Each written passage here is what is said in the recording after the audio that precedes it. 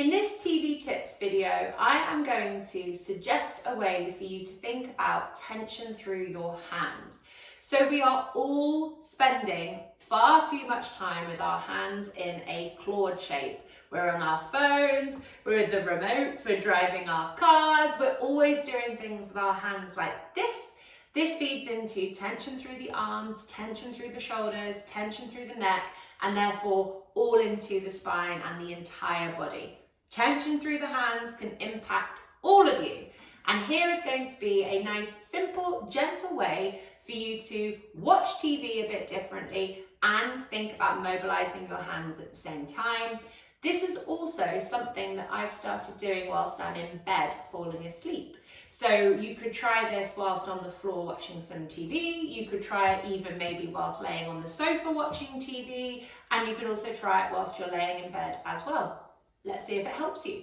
So imagine that you are watching TV, and there is a bit of an assumption with this that your TV is kind of wall mounted and fairly high. So my TV at home, I can lay on the floor like this quite easily because I can have that view of the TV. So hopefully that's the same for you, but it might not be.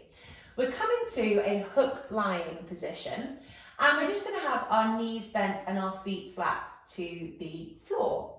When you're in a hook lying position, you want to make sure that your hips, your knees, your ankles and your toes are all in alignment. So you don't want the knees hanging wide, you don't want the knees touching, and you don't want the toes wider than the ankles. So try and keep alignment through your legs, because what that does is it's going to help balance your pelvis and also relax it off. So it's going to help your lower back kind of sink onto the floor.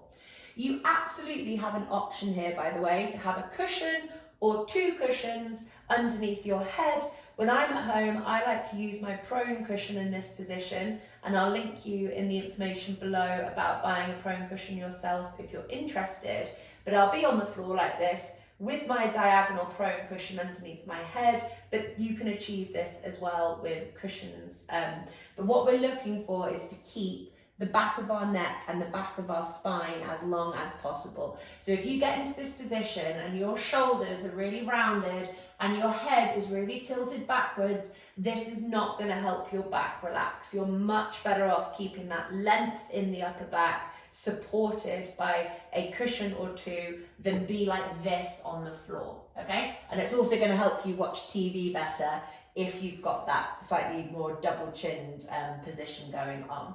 So this is a great productive way to lay on the floor watching TV. As I mentioned, there's going to be hip relaxation going on, there's going to be pelvic balance going on, there's going to be rib cage balance going on.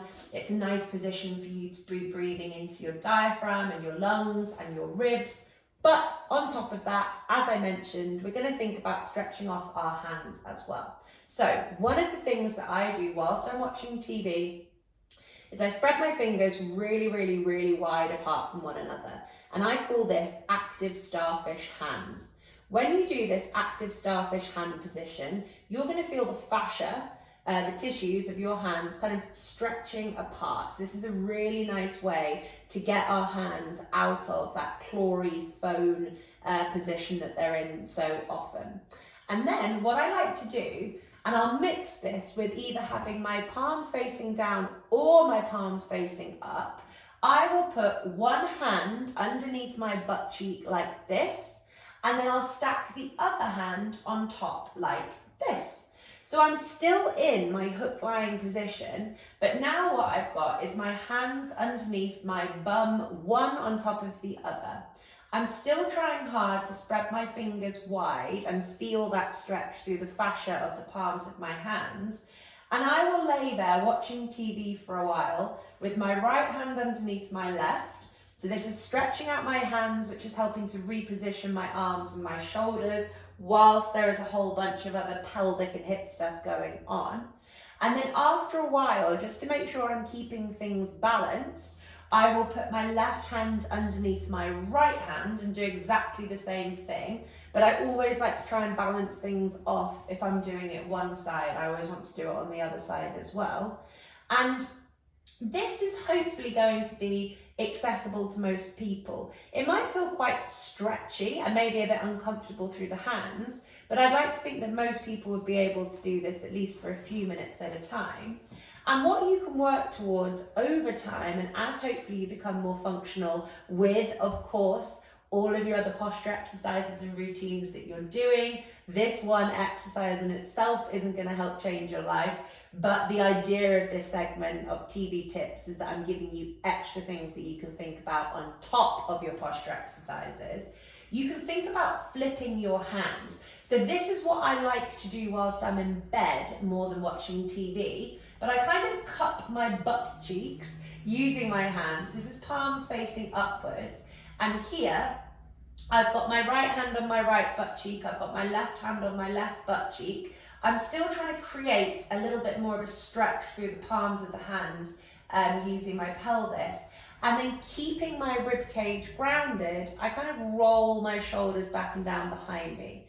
So I haven't put my hands here and then thrust my rib cage up in the air. What I have done is put my hands underneath my bottom. I'm still keeping my rib cage grounded, but I'm playing around with pulling my shoulders and my arms back and down. So there's two different little things you can think about here, like I said. So just to quickly recap, we're in a hook lying position, on the floor preferably, but you can do it on the sofa or in bed. You're going to put one hand, palm facing down, fingers really stretching wide underneath your pelvis.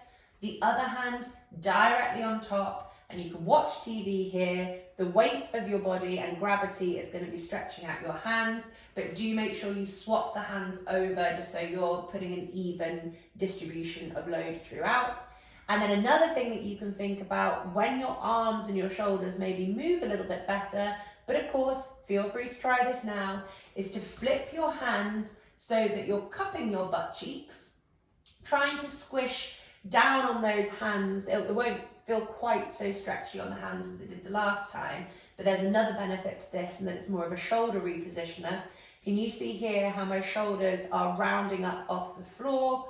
Without lifting my rib cage, I'm going to focus on pulling my shoulders and my arms down towards the floor and seeing how that feels too. So those are both really quite simple, just little edits, ways that you can think about moving a bit differently, and let's get you out of a chair and spending a bit more time on the floor, which is such a productive thing for your body to get used to doing.